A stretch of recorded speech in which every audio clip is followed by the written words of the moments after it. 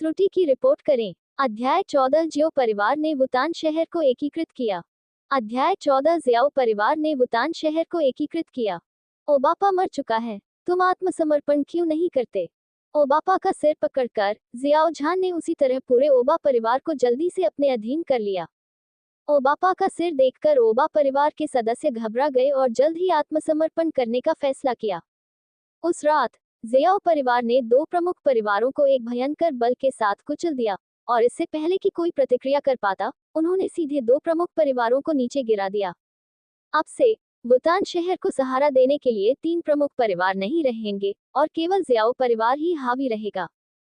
पहला बड़ा, दूसरा बड़ा, तीसरा बड़ा। अब जब जियाली परिवार और ओबा परिवार नष्ट हो गए हैं, तो आप तीनों बड़े जल्दी से युद्ध के मैदान को साफ कर दें और इन दो प्रमुख परिवारों की सारी संपत्ति को साफ कर दें। युद्ध के बाद जियाओ झान ने युद्ध के मैदान को साफ करने के लिए जल्दी से कई आदेश जारी किए। हाँ, कबीले के नेता। ये सुनकर तीनों बुजुर्गों ने उत्साह से जवाब दिया। ... अगले दिन एक विस्फोटक खबर ने पूरे वुटन शहर को झकझोर कर रख दिया। जियाली परिवार और ओबा परिवार रातों रात बर्बाद हो गए। जियाली परिवार और ओबा परिवार इतने सालों से वुटन शहर पर हावी रहे हैं। इन दोनों परिवारों की ताकत वुटन शहर की सभी ताकतों को साफ दिखाई देती है। ऐसे दो शक्तिशाली परिवार रातों रात चुपचाप बर्बाद हो गए। ये खबर सुनकर वुटन शहर के अन्य छोटे और मध्यम आकार के परिवारों को यकीन ही नहीं हुआ। उन्हें और भी अविश्वसनीय लगा कि यह जियाओ परिवार था जिसने इन दोनों परिवारों को बर्बाद कर दिया। हालांकि जियाओ परिवार हाल के वर्षों में अधिक प्रसिद्ध हो गया है, लेकिन उसके पास दोनों परिवारों को सीधे नष्ट करने की ताकत नहीं है ना? और यह सिर्फ एक रात में हुआ। क्या इन दोनों परिवारों में कोई प्रतिरोध नहीं है? जियाले परिवार और ओबा परिवार आमतौर पर अहंकारी व्यवहार करते हैं, लेकिन उन्हें प्रतिशोध मिलने की उम्मीद नहीं थी। यह जियाओ परिवार बस चुप है, लेकिन ये बड़ा धमाका कर सकता है। ये सप्ताह के दिनों में बहुत कम महत्वपूर्ण लगता है, लेकिन यह इतना चौंकाने वाला काम कर सकता है। ये वुतान शहर बदलने जा रहा है। मित्तल नीलामी घर। वन सम्मेलन कक्ष में वरिष्ठ अधिकारियों के चेहरे बेहद गंभीर हो गए जब उन्हें पता चला कि जियो परिवार ने दो परिवारों को नष्ट कर दिया है। मुझे उम्मीद नहीं थी कि जियो परिवार इतना गहराई से छिप जाएगा। जियो झान बिना किसी शोर के डॉलिंग क्षेत्र में पहुंच गया है। बीच में एक अधेड़ उम्र का आदमी एक पल के लिए चुप हो गया, उसका चेहरा थोड़ा उदास था। सर स्टीवर्ट, जियो परिवार हमारे मित्तल नीलामी घर पर हमला नहीं करेगा, है ना? एक स्टीवर्ड ने चिंतित नजर से अधेड़ उम्र के आदमी से पूछा। जियो परिवार द्वारा दिखाई गई क्रूरता, रातों रात दो बड़े परिवारों का कत्लेआम, वास्तव में उन्हें चौंका दिया।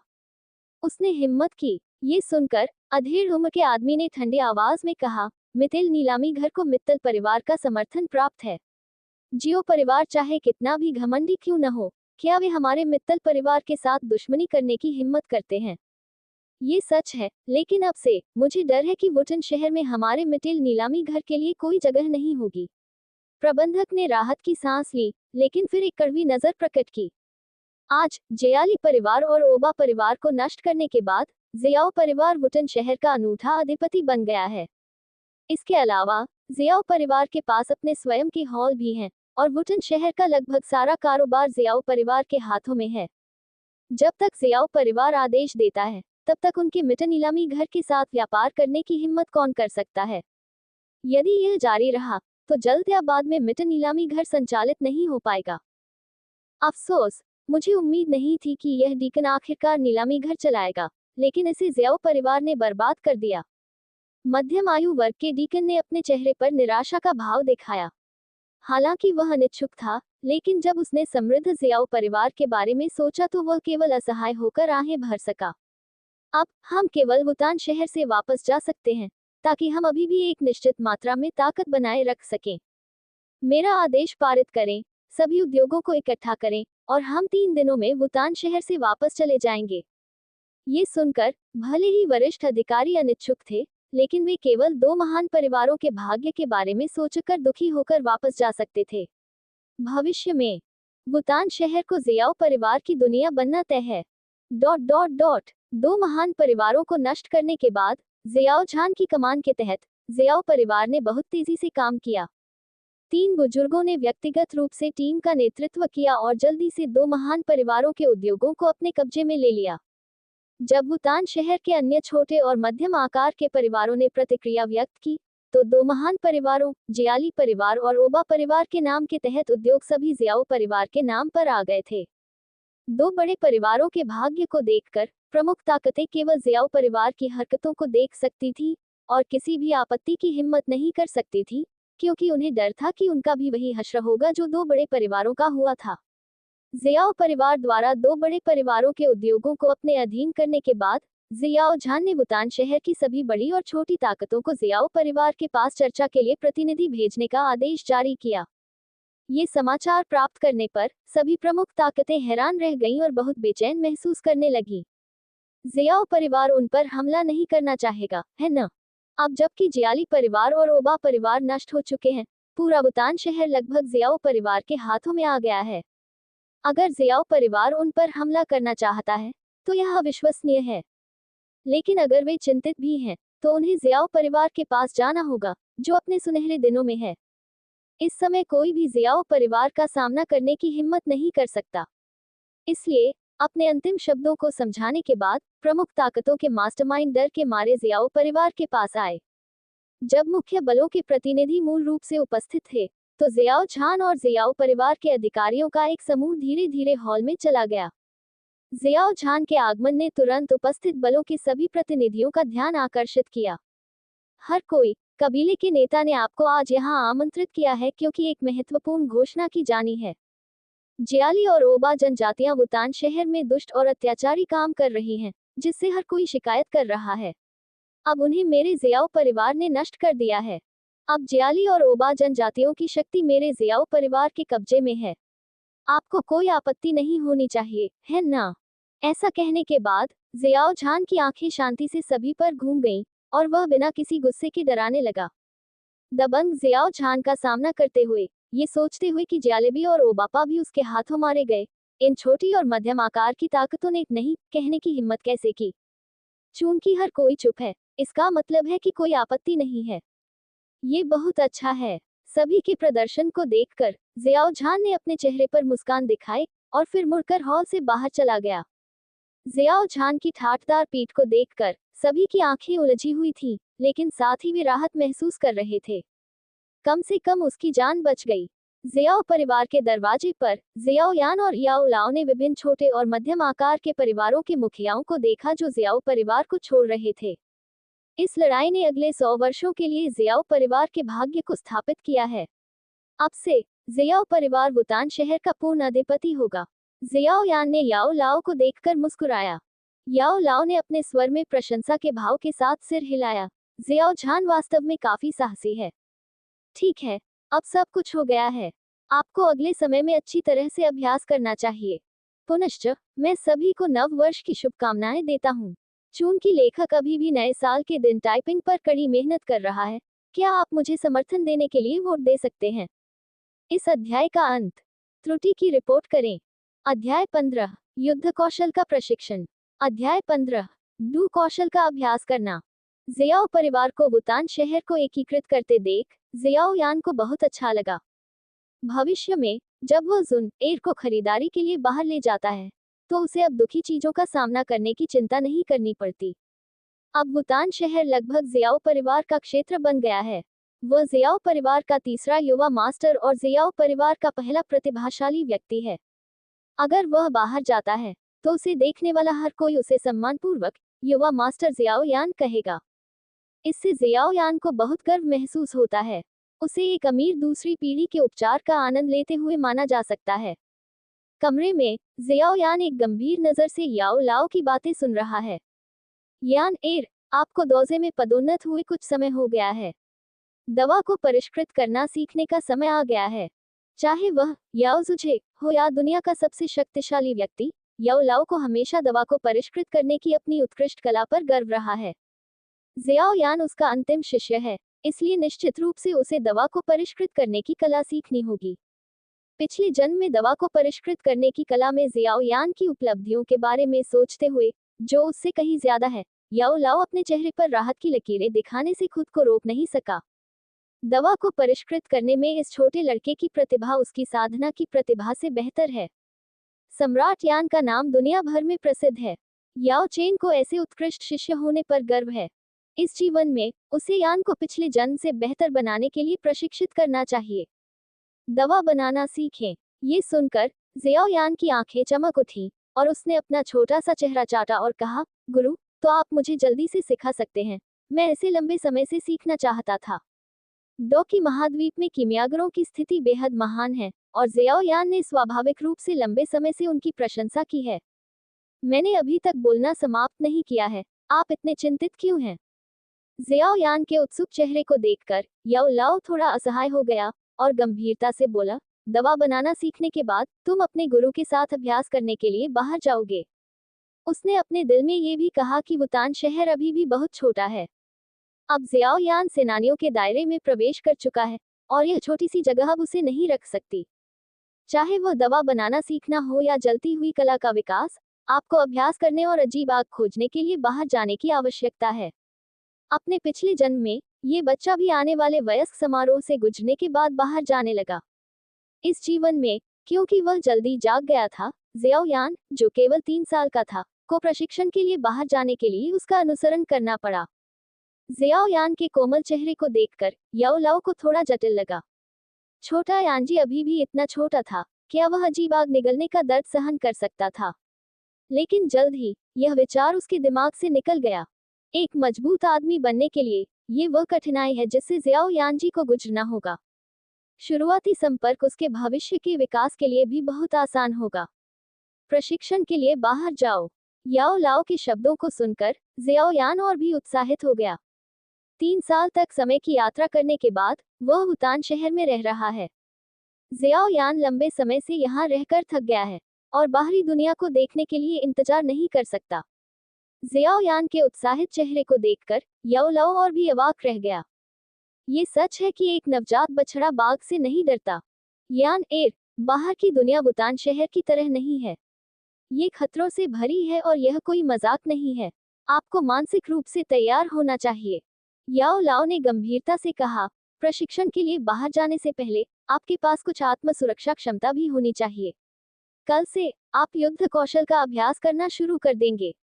इससे पहले याओ लाओ ने जियाओ यान को युद्ध कौशल का अभ्यास नहीं करने दिया। आखिरकार दूसरा पक्ष केवल 3 साल का था और पूरे दिन जियाओ परिवार में रहता था, इसलिए उसके लिए लड़ने का कोई मौका नहीं था। भले ही वह युद्ध कौशल का अभ्यास करता हो, लेकिन उनका उपयोग करने के लिए कोई जगह नहीं थी। बेहतर होगा कि वह अपनी सारी ऊर्जा अपनी साधना को बेहतर बनाने पर केंद्रित करे। आजकल प्रशिक्षण के लिए बाहर जाते समय खतरे का सामना करना आसान है। याओ लाओ स्वाभाविक रूप से खुद को बचाने के लिए युद्ध कौशल सीखना चाहता है। जियाओ यान तुरंत दिलचस्पी लेने लगा और उत्साहित होकर बोला, गुरु, आपके पास बहुत बड़ी जादुई शक्तियां हैं और मैं लालची नहीं हूँ। बस मुझे कुछ स्वर्ग स्तर के युद्ध कौशल सिखाएं। याओ लाओ जियाओ यान को एक थप्पड़ मारने से खुद को रोक नहीं सका। अपने साधना स्तर के साथ क्या तुम स्वर्ग स्तर के युद्ध कौशल का अभ्यास कर सकते हो? अपने पिछले जीवन में महान हजार परिवार के सबसे मजबूत लोगों में से एक के रूप में याओ लाओ के पास अनगिनत जादुई कौशल हैं, स्वर्ग स्तर के युद्ध कौशल का तो कहना ही क्या।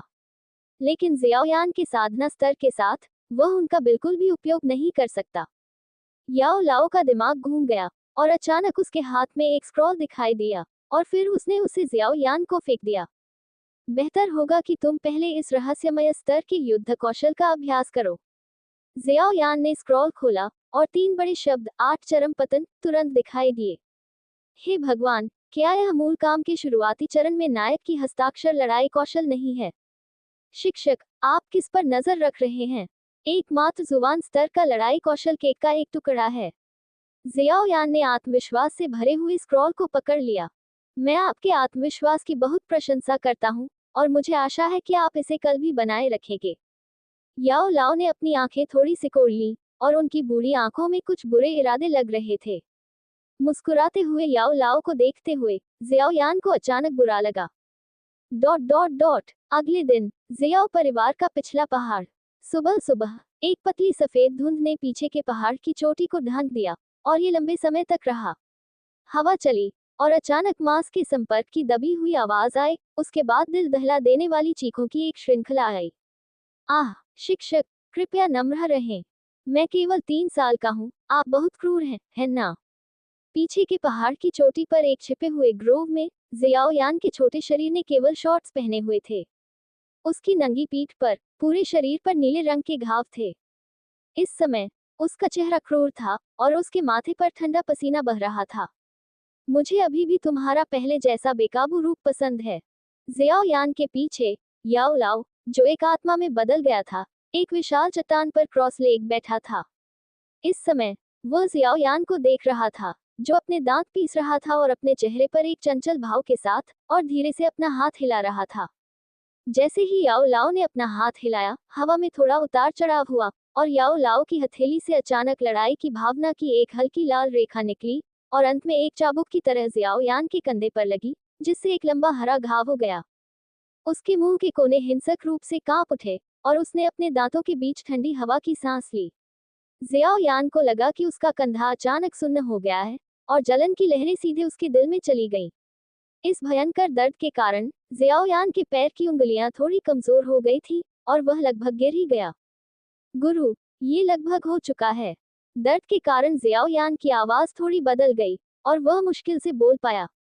भले ही बाजी बेन केवल जुबान स्तर का युद्ध कौशल है, लेकिन अगर आप इसे सफलतापूर्वक अभ्यास करना चाहते हैं, तो इसके लिए शरीर की ताकत की बहुत जरूरत होती है, क्योंकि यह एक नजदीकी युद्ध कौशल है। इसलिए बाजी बेन का अभ्यास करने से पहले आपको अपनी शारीरिक शक्ति में सुधार करना चाहिए। अन्यथा अपने पतले हाथों और पैरों के साथ यदि आप इसे जबरदस्ती करते हैं, तो मुझे डर है कि सबसे पहले आपकी मांसपेशियां टूटेंगी, न कि आपका प्रतिद्वंद्वी। तो अगर आप अपनी शारीरिक शक्ति में सुधार करना चाहते हैं, तो आपको हराना होगा, है ना? जियाओ यान ने अपने दांत पीस लिए। याओ लाओ ने सिर हिलाया। ये सही है। जैसे ही उसने बोलना समाप्त किया, उसने जियाओ यान को जमकर कोड़े मारे। आह, दिल दहला देने वाली चीख फिर से सुनाई दी। इस अध्याय का अंत। त्रुटि की रिपोर्ट करें। अध्याय 16 विदाई। अध्याय 16 विदाई। समय उड़ जाता है और आधा महीना बीत चुका है। 8 चरम पतन। पहाड़ की चोटी पर छोटे जंगल से अचानक एक ठंडी चीख निकली। एक फुर्तीला साया जंगल में लचीले ढंग से कूद गया और जंगल में घने कांटे उसे कोई बाधा नहीं लाए। अगले ही पल छाया अचानक एक बड़े पेड़ के सामने रुक गई, जो आधा सेंटीमीटर मोटा था। उसके पैर लड़खड़ा गए, उसका शरीर आधा झुका हुआ था और उसकी कोहनी पेड़ पर वापस आ गई। धमाका, एक नीरस आवाज हुई, लकड़ी के टुकड़े हर जगह उड़ गए और कोहनी के साथ मकड़ी जैसी दरारें फैल गईं। क्रैक, कोहनी से टकराने वाले और आधे छेद वाले बड़े पेड़ ने एक चटकने की आवाज की। एक पल के बाद यह आखिरकार एक धमाके के साथ जमीन पर गिर गया। जब पेड़ गिरा, तो बंदर की तरह फुर्तीला साया एक कदम पीछे हटा और हल्के से एक हरे पत्थर पर गिरा। हरे पत्थर पर पिछले आधे महीने में अपनी उपलब्धियों को देखते हुए जियो यान के चेहरे पर उत्साह दिखा। हाँ, तुमने आज चरम पतन में महारत हासिल कर ली है। याओ लाओ रिंग से बाहर आया और उसने जियाओ यान द्वारा की गई हरकत को देखकर थोड़ा सिर हिलाया। याओ लाओ के शब्दों को सुनकर जियाओ यान ने राहत की सांस ली। वह पिछले आधे महीने से बहुत पीड़ित था। दिन में उसे कोड़े मारे जाते थे और रात में औषधीय स्नान कराया जाता था। स्वाद बस लाजवाब था। ठीक है, युद्ध कौशल का प्रशिक्षण फिलहाल समाप्त हो गया है। इसके बाद आपको अपने गुरु के साथ प्रशिक्षण के लिए बाहर जाने की तैयारी करनी चाहिए। याओ लाओ ने गंभीर नजर से कहा। गुरु, आप मुझे प्रशिक्षण के लिए कहाँ ले जा रहे हैं? प्रशिक्षण के लिए बाहर जाने के बारे में सुनकर जियाओ यान ने उत्साह से पूछा। इस बार प्रशिक्षण के लिए बाहर जाने का मुख्य उद्देश्य अजीब आग को खोजना और जलती हुई कला को विकसित करना है। याओ लाओ के मन में स्पष्ट रूप से एक योजना थी और उसने धीरे से कहा, इस उत्तर पश्चिमी महाद्वीप में 3 स्थान हैं जहां गुरु को अजीब आग की जानकारी है। उद्धरण चिन्ह। पहला टैगोर रेगिस्तान में एजियो लोट्स अर्थ कोर फायर है, जो स्ट्रेंज फायर लिस्ट में 19वें स्थान पर है। दूसरा कनान कॉलेज में फॉलेन हॉट फ्लेम है, जो स्ट्रेंज फायर लिस्ट में 14वें स्थान पर है। तीसरा ब्लैक हॉर्न क्षेत्र से सी हॉट फ्लेम है, जो स्ट्रेंज फायर की सूची में 15वें स्थान पर है। जब सी हॉट फ्लेम शब्द का उल्लेख किया गया, तो याओ लाओ की आंखों में ठंडक की एक झलक दिखाई दी। दुष्ट प्राणी, मुझे अपने पिछले जीवन में तुम्हें व्यक्तिगत रूप से निष्पादित करने का मौका नहीं मिला। इस जीवन में मैं देखूंगा कि तुम, गद्दार, कैसे बचते हो। अल्पविराम अल्पविराम अल्पविराम। यदि आप तीनों प्रकार की अजीब आग को भस्म कर सकते हैं, तो आपकी ताकत में जबरदस्त बदलाव आएगा। इस बिंदु पर याओ लाओ ने अपना स्वर बदल दिया। हालांकि आपकी वर्तमान साधना के स्तर के साथ अजीब आग को भस्म करना बहुत खतरनाक है। सुरक्षा कारणों से आपका गुरु आपको पहले मैजिक बीस्ट माउंटेन रेंज में ले जाएगा। वहां एक छठे स्तर का बैंगनी क्रिस्टल पंख वाला शेर राजा है। इस तरह का जादुई जानवर स्वाभाविक रूप से एक प्रकार की बैंगनी आग से गर्भवती है। यदि आप इसे खा सकते हैं, तो यह न केवल आपकी साधना में सुधार करेगा, बल्कि दवा को परिष्कृत करने के लिए सीखने में भी बहुत मददगार होगा। अपने पिछले जीवन में मैजिक बीस्ट माउंटेन रेंज में जियोयान द्वारा प्राप्त अवसरों को याद करते हुए याओ लाओ ने धीरे धीरे अपना रास्ता बताया। वह फिर से रहता था, और स्वाभाविक रूप से जियोयान ने अपने पिछले जीवन में जो अवसर प्राप्त किए थे, उन्हें खोना नहीं था। याओ लाओ की योजना को सुनकर जियोयान को पहले तो कुछ भी गलत नहीं लगा। आखिरकार उसने मूल कार्य पढ़ा था, और वह मूल रूप से जानता था कि याओ लाओ ने क्या कहा। लेकिन बाकी सुनने के बाद जियोयान अपने चेहरे पर आश्चर्य दिखाने से नहीं बच सका। शिक्षक इतना सब कैसे जान सकता था? ऐसा नहीं लगता था कि मूल कार्य में ऐसा लिखा गया था। न केवल वह मैजिक बीस्ट माउंटेन रेंज में बैंगनी क्रिस्टल विंग लान किंग के बारे में जानता था, बल्कि वह ये भी जानता था कि यह बैंगनी आग से पैदा हुआ था। उसने इसे इतने विस्तार से कहा, जैसे कि उसने इसे व्यक्तिगत रूप से अनुभव किया हो। जियोयान को हमेशा लगता था कि कुछ गड़बड़ है, लेकिन उसे नहीं पता था कि क्या गड़बड़ है। अंत में वह केवल सिर हिला सकता था और कह सकता था, सब कुछ शिक्षक की व्यवस्था के अधीन है। हम वास्तव में कब निकलेंगे? चलो 3 दिन बाद का समय तय करते हैं। आपको जल्दी से जल्दी अपने माता पिता और अपनी प्रेमिका को अलविदा कहना चाहिए। इस यात्रा में कम से कम आधा साल लगेगा। अगर कुछ हुआ तो 1 या 2 साल लग सकते हैं। आपको मानसिक रूप से तैयार रहना होगा। इसके अलावा अपने माता पिता को ये स्पष्ट रूप से समझाएं और उन्हें चिंता न करने दें। याओ लाओ को थोड़ी शर्मिंदगी महसूस हुई। आखिरकार जियाओयान केवल 3 साल का था, और उसे कठिनाइयों का अनुभव करने के लिए उसे बाहर ले जाना था। जियाओ झान और उसकी पत्नी बहुत परेशान होंगे। हाँ, जियाओयान ने सिर हिलाया। वह अनुभव के लिए बाहर जाना चाहता था, इसलिए उसे पहले अपने माता पिता से निपटना था। अल्पविराम अल्पविराम अल्पविराम। शाम को जियाओयान सीधे जियाओ झान के निवास पर गया और अनुभव के लिए बाहर जाने की अपनी योजना के बारे में बताया। क्या आप अनुभव के लिए बाहर जाना चाहते हैं? जियाओयान के शब्दों को सुनकर जियाओ झान की आंखें चौड़ी हो गईं। बकवास, तुम कितने साल के हो? अनुभव के लिए बाहर जा रहे हो?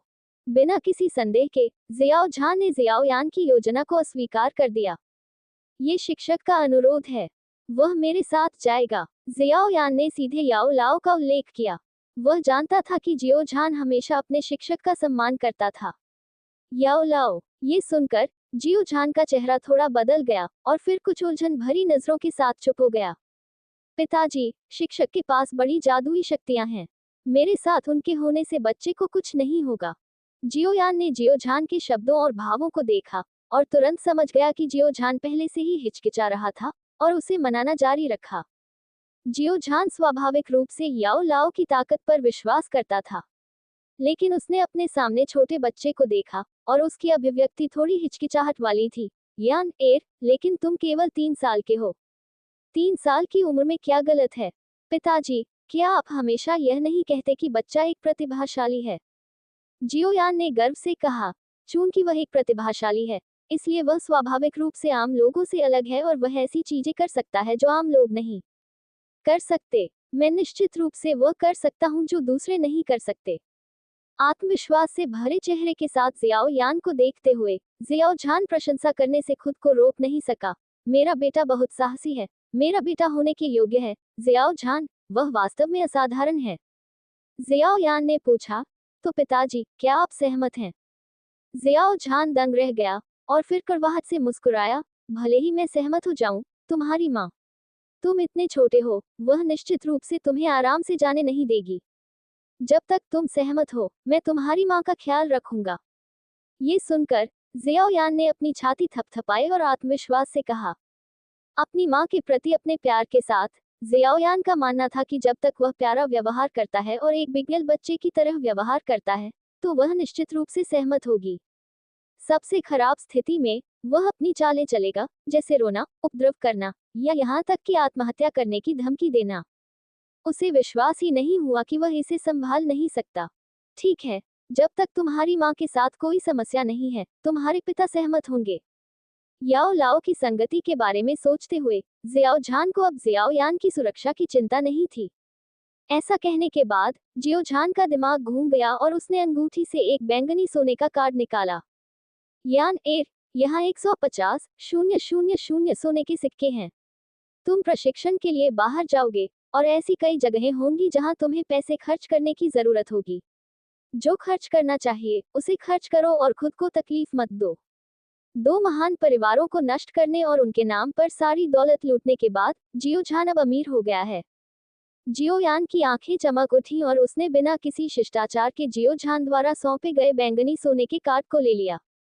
धन्यवाद पिताजी। 150,000 सोने के सिक्के, ये बहुत बड़ी रकम है। जियो यान का दिल तुरंत खुश हो गया और वह वास्तव में एक अमीर दूसरी पीढ़ी बनने के लिए किस्मत में था। इस अध्याय का अंत। त्रुटि की रिपोर्ट करें। अध्याय 17 जुन की अनिच्छा। अध्याय 17 जुन एर की अनिच्छा। जियाओ परिवार का पिछवाड़ा। माँ, कृपया मुझे जाने दो, वो मैं वास्तव में जाना चाहता हूँ। यान एर, तुम केवल 3 साल के हो, माँ तुम्हें आराम से बाहर जाने कैसे दे सकती है? मुझे परवाह नहीं है, मुझे परवाह नहीं है, मुझे जाना ही होगा। मैंने कहा कि मेरी रक्षा करने के लिए शिक्षक हैं। यान एर, माँ तुम्हें पीड़ित होते हुए नहीं देख सकती। बच्चा पीड़ित होने से नहीं डरता। माँ, कृपया मुझे जाने दो, अन्यथा मैं ठीक से खा नहीं पाऊंगा और सो नहीं पाऊंगा। तुम बच्चे को और अधिक पतला होते हुए नहीं देखना चाहती हो, है ना? ठीक है, तो तुम माँ से वादा करो कि तुम्हें अपना अच्छा ख्याल रखना होगा। यहाँ 50,000 सोने के सिक्के हैं, तुम उनका इस्तेमाल अपने ऊपर कर सकती हो, और जब तुम बाहर जाओगी तो तुम्हें खुद को पीड़ित नहीं करना चाहिए। धन्यवाद माँ, माँ अमर रहे। एक क्षण बाद जियाओ यान जियाओ की माँ के कमरे से बाहर चला गया, अपने हाथ में सोने के सिक्के के कार्ड को देखते हुए। उसके छोटे चेहरे पर मुस्कान थी। निश्चित रूप से माँ को जीतना सबसे आसान है। अपने हाथ में सोने के सिक्के के कार्ड को देखते हुए जियाओ यान ने माँ के भारी प्यार को महसूस किया। माँ, मैं वादा करता हूँ कि मैं सुरक्षित वापस आऊंगा। पीछे मुड़कर जियाओ की माँ के कमरे को देखते हुए जियाओ यान ने मूल पुस्तक में भविष्य में जियाओ परिवार के सामने आने वाली आपदाओं के बारे में सोचते हुए अपने दिल में चुपके से कसम खाई। माँ, पिताजी, मैं आपको कभी कुछ नहीं होने दूंगा। बच्चा जल्द से जल्द बड़ा हो जाएगा और आपकी रक्षा करेगा। अपने माता पिता की देखभाल करने के बाद अब उसकी बाल वधू की बारी होगी। छोटी लड़की जुनर के बारे में सोचते हुए जियाओ यान को अचानक सिर दर्द होने लगा। ये देखते हुए कि वह छोटी लड़की कितनी चिपकी हुई है, अगर उसे पता होता कि वह इतने लंबे समय तक दूर रहेगी तो वह शायद रोती, है ना? जाने से पहले इस छोटी लड़की को कुछ मौज मस्ती के लिए बाहर ले जाओ। ये सोचते हुए जियाओ यान सीधे जियाओ जुनर के निवास की ओर चल पड़ा। जुन एर, तुम हमेशा कमरे में अकेली क्यों रहना पसंद करती हो? तुम्हें ज्यादा घूमना चाहिए। लड़कियों को ज्यादा जिंदादिल होना चाहिए। थोड़ी देर बाद जियाओ यान ने जियाओ जुन एर का छोटा सा हाथ थामा और जियाओ परिवार के पिछवाड़े में आराम से घूमने लगा। भाई जियाओ यान हमेशा अभ्यास करता रहता है और जुन एर के साथ नहीं खेलता। मेरे अकेले बाहर आने का क्या मतलब है? इस दौरान जियाओ यान अक्सर पीछे के पहाड़ में युद्ध कौशल का अभ्यास करता था। जियाओ जुन एर, जिसे उपेक्षित किया गया था, अचानक दुखी होकर बोली। ओह, छोटी लड़की की दुखी नजर देखकर जियाओ यान को अचानक शर्मिंदगी महसूस हुई और फिर उसने विषय बदल दिया। जुन एर, क्या तुम खेलने के लिए दूसरे लोगों को नहीं ढूंढ सकती? चचेरी बहन जियाओ यू, चचेरी बहन जियाओ मेई और अन्य लोगों की तरह तुम सब एक साथ खेल सकती हो। ये सुनकर जियाओ जुन एर ने अपने होठों को प्यार से दबाया और अंत में धीरे से कहा, वे सभी बहुत बचकाने हैं। जुन एर उनके साथ बिल्कुल भी नहीं खेल सकती। जियाओ यान पूरी तरह से अवाक रह गई। ये छोटी लड़की बहुत होशियार है। वह दूसरे बच्चों के साथ बिल्कुल नहीं खेल सकती। कोई आश्चर्य नहीं कि भविष्य में उसका स्वभाव इतना ठंडा हो जाएगा। लेकिन उसी उम्र के जियाओ कबीले के शिष्यों के बारे में सोचते हुए वे या तो कीचड़ में खेल रहे हैं या खुली पैंट पहनकर इधर उधर भाग रहे हैं। जियाओ यान को अचानक लगा कि जियाओ जुना ने जो कहा उसमें कुछ अर्थ है। जुना, ज्यादा दोस्त बनाना अच्छा है। तुम कोशिश कर सकती हो। ये सोचकर कि वह प्रशिक्षण के लिए बाहर जाने वाला है और लंबे समय तक छोटी लड़की के साथ नहीं रह पाएगा, जियाओ यान ने उसे भविष्य में बहुत अकेले रहने से रोकने के लिए मनाने की कोशिश की। जुना सिर्फ भाई जियाओ यान के साथ अकेले खेलना चाहती है, वह दूसरों के साथ नहीं खेलना चाहती। जियाओ जुना ने चमकीली आंखों से जियाओ यान को देखा और गंभीरता से कहा, भूल जाओ, मैंने अभी जो कहा वह व्यर्थ था। जियाओ यान अवाक रह गया और फिर अनिच्छा से जियाओ जुना को पिछवाड़े में टहलने के लिए खींच लिया।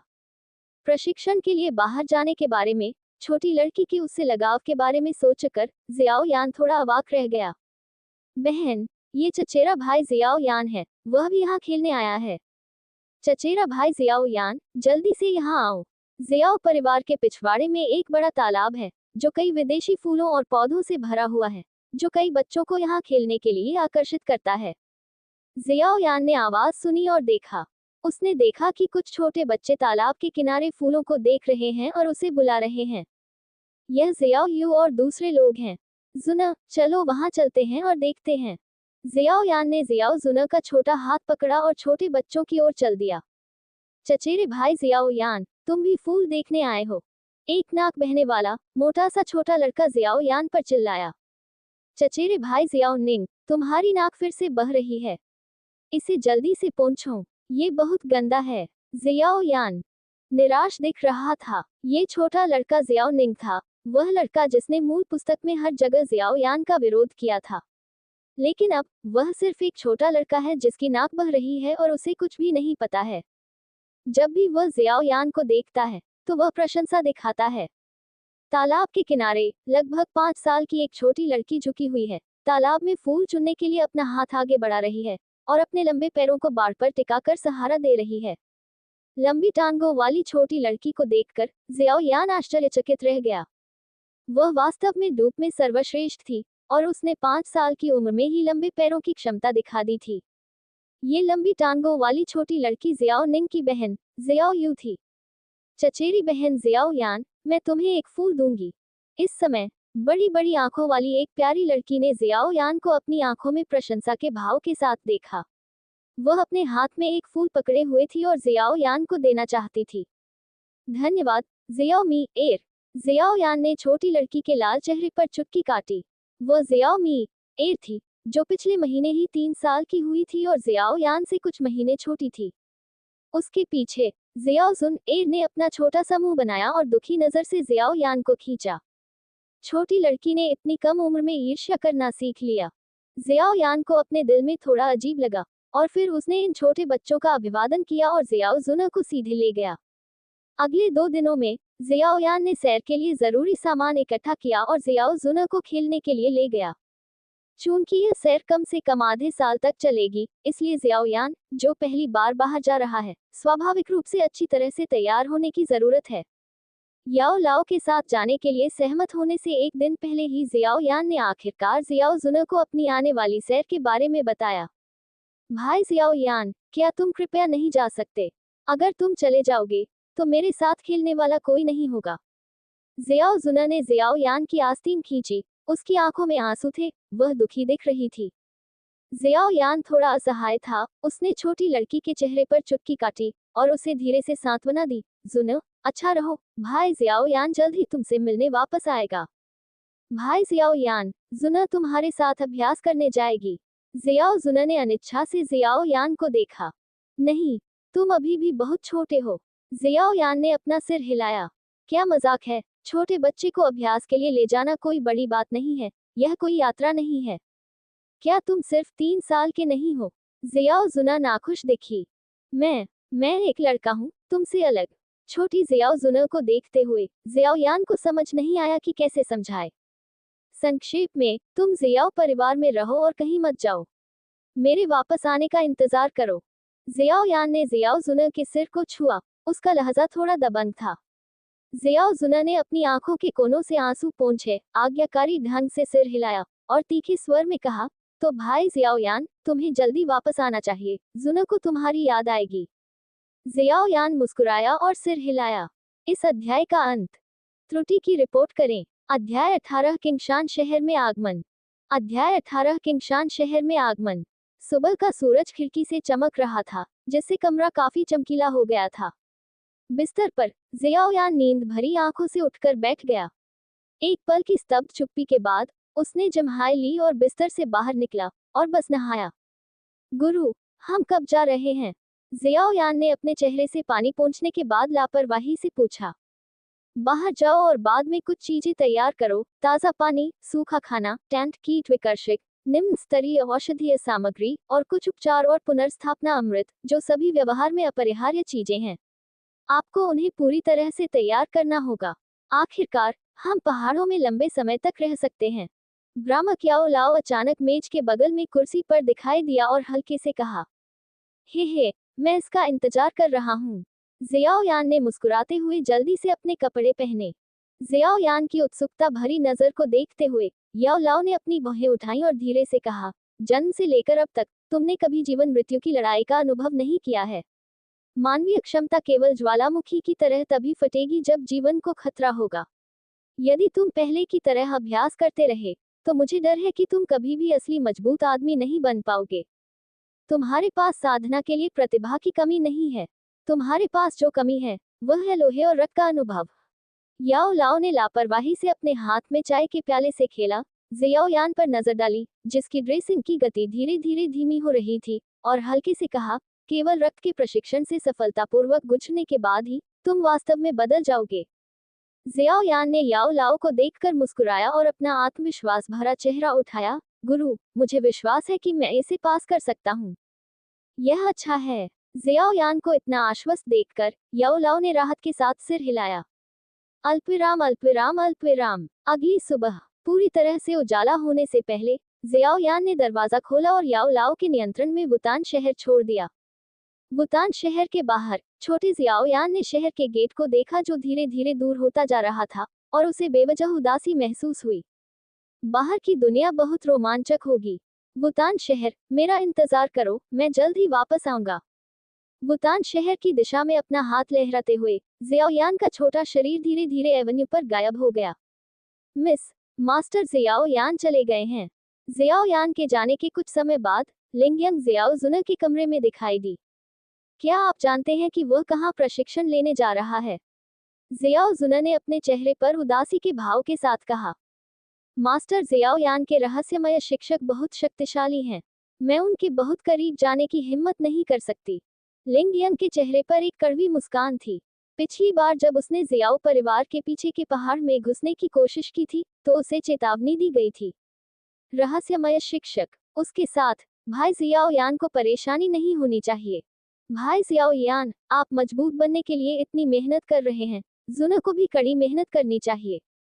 नहीं तो जब भाई शियाओयान वापस आएगा, तो वह मुझे खेलने नहीं ले जाएगा।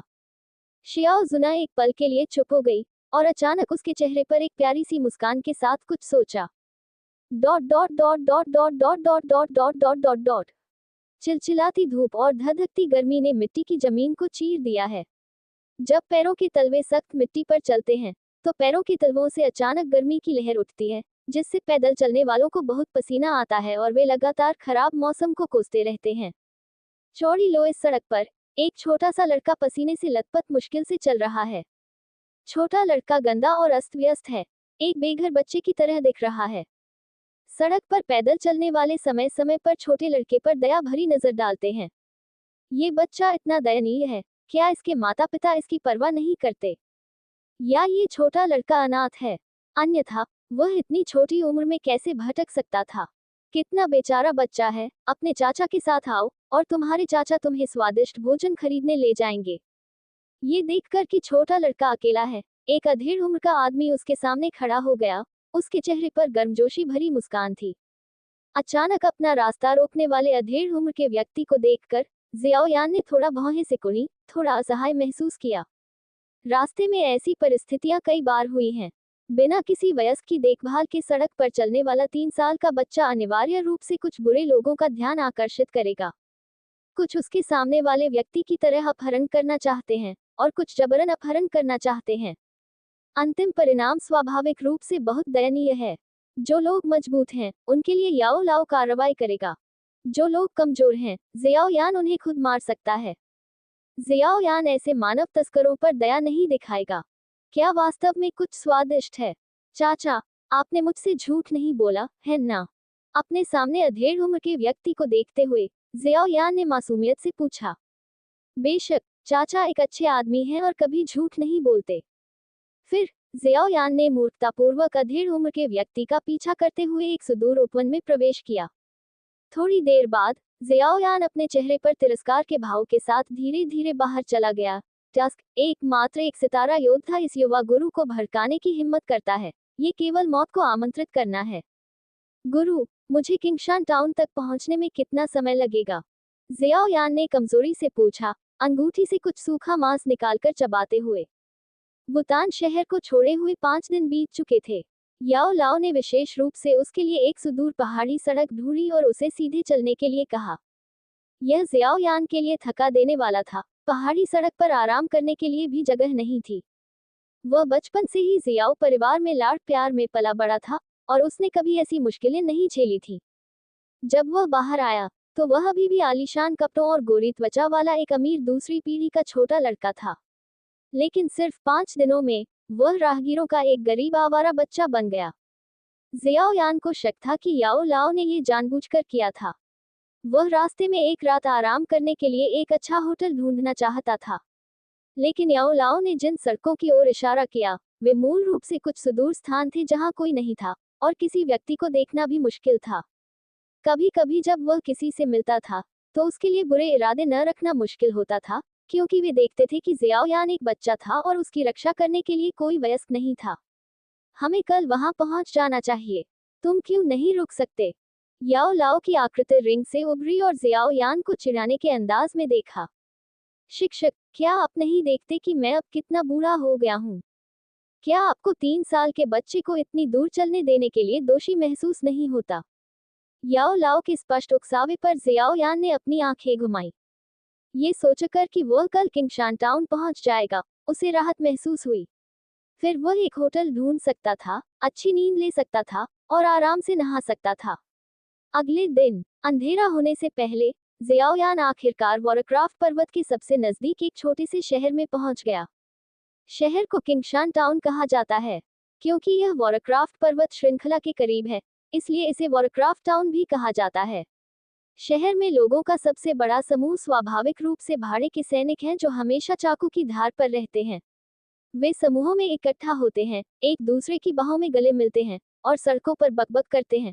बेशर्मी से चर्चा करते हैं कि शहर में कौन सी महिलाएं सबसे आकर्षक हैं, कौन सी शराब सबसे मजबूत है और कौन सा वॉरक्राफ्ट सबसे क्रूर है।